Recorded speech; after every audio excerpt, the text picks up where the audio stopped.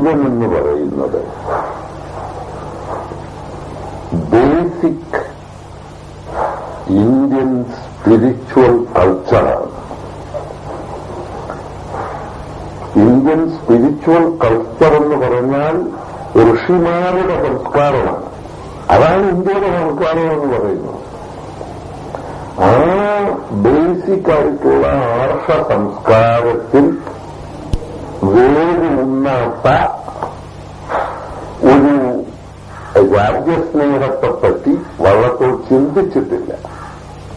So any word, ഏത് കവിത നിങ്ങൾ നോക്കിക്കോളൂ, മക്ബറനാരും വെച്ചോളൂ, അവിടെയും കാണും ഈ ദേശീയത.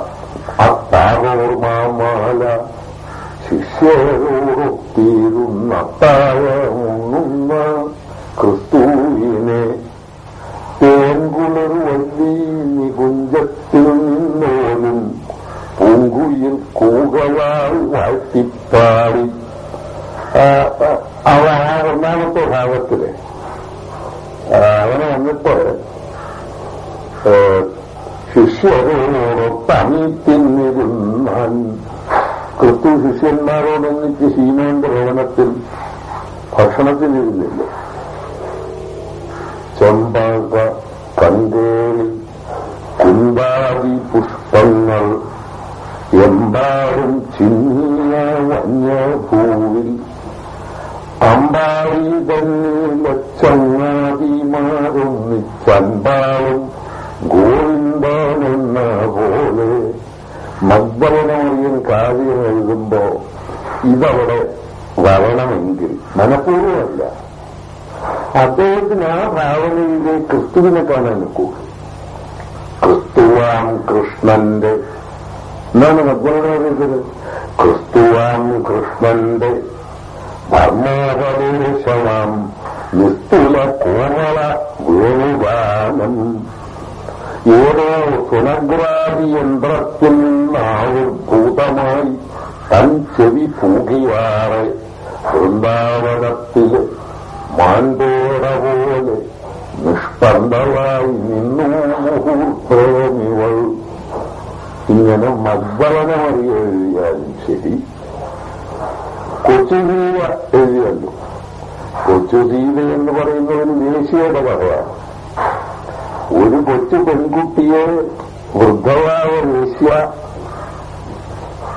വ്യഭിചാരത്തിന് പഠിപ്പിച്ചു കൊണ്ടുവരിക. അപ്പോ ഒരു വലിയ പണക്കാരൻ പണക്കുന്നുകൾ കെട്ടിയാൽ തന്നിരിക്കുക, രാത്രിയിൽ ഇവളോടൊത്ത് ശയിക്കാൻ. യാതൊരു നിവൃത്തിയില്ല. She has no other go. രാത്രിയിൽ അവള് ഒരു തലേണ പുറപ്പിച്ചേക്ക് ചാരി രക്ഷപ്പെട്ടു. അപ്പോ ചാരിത്രത്തിന്റെ വില അത്ര വലുതായിരുന്നു എന്ന് കാണിക്കാനാണ് വള്ളത്തോളിന്റെ ശ്രമം. അത് പറയുന്നത് എങ്ങനെയാണെന്നറിയാമോ?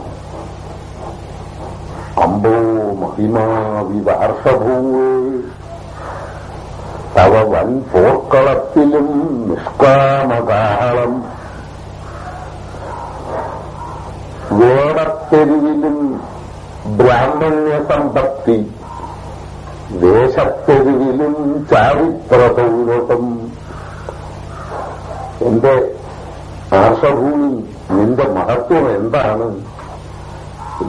വലിയ യുദ്ധം നടത്തുന്നത് എന്തിനാണ്? രാജ്യം വെട്ടിപ്പിടിക്കാനല്ലേ? നിഷ്കാമകർമ്മത്തിന്റെ സന്ദേശമാണ് അവിടെ മുഴങ്ങിക്കേട്ടത്.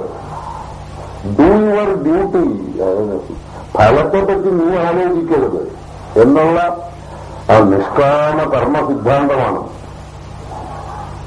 അത് കൊച്ചുസീലയിൽ ഇങ്ങനെ നാക്ക് വളച്ചിട്ടുണ്ടെങ്കിൽ ആ മനുഷ്യൻ വളരെ അനുഗ്രഹീതനായതാണ്.